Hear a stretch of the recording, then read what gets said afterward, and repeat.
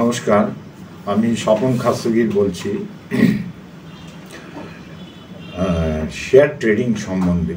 এই share trading শব্দটা বা এটা বিভিন্ন জায়গায় বিভিন্ন অফিস কর্মসূত্রে আমি যেতাম, সেখানে এই শেয়ার ট্রেডিংয়ের কথাবার্তা শুনতে পারতাম।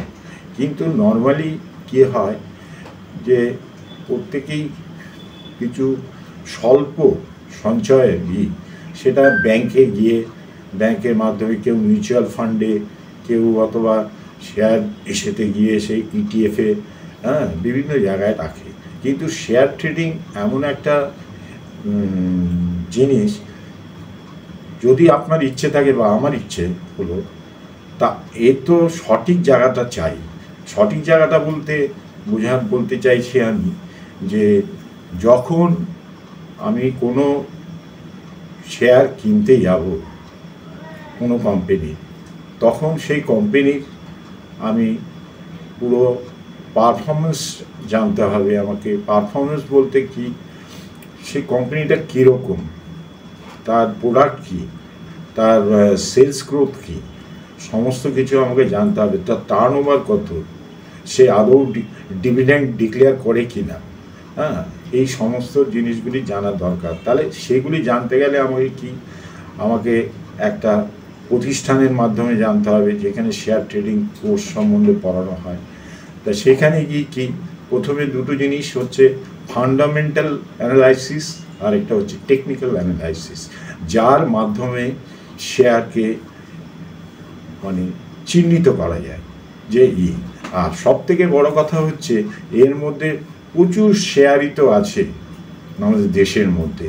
তা কটা শেয়ার নিয়ে আমি চিন্তা ভাবনা করবো? তাহলে আমরা কি করি, আমাকে করতে হবে কি, তাহলে আমাকে নিফটির সাহায্য নিতে হবে। এনএসই নিফটি 50, তার মধ্যে 50টা শেয়ার, যেগুলি মোটামুটি গুড রেকর্ড এবং গুড পারফরমেন্স এবং সব কিছু ঠিকঠাকভাবে চলে, সেই স্টকগুলিকে চিহ্নিত করা এবং করা, সেগুলি নিয়ে কেনাকাটি করা, কেনাবেচা করা।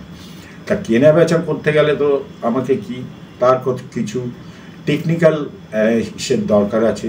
কখন শেয়ারটা কিনবো, কখন শেয়ারটা বিক্রি করবো। তা কখন কিনবো, শেয়ারটা বিক্রি করবো মানে বাই অন ডিপ চলতে রইল। যখন দেখা গেল সেল অন রাইজ, যখন ওটা একটু বাড়তে শুরু করলো, আমি সামান্য কিছু যে পয়সাটা ইনভেস্ট করেছিলাম তার থেকে কিছু একটা প্রফিট যখন আমি দেখতে পেলাম, দেখা যাচ্ছে, তখন আমি ওটাকে সেল করে দিলাম। সেটাকেই বলছে সেল অন রাইজ।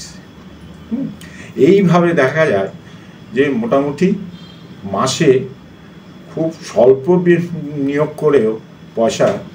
করেও কিছু পয়সা দেখা যায়, যেটা একটা বয়সে নানান রকম চিন্তাভাবনা থেকে এই ইস্যুতে গেলে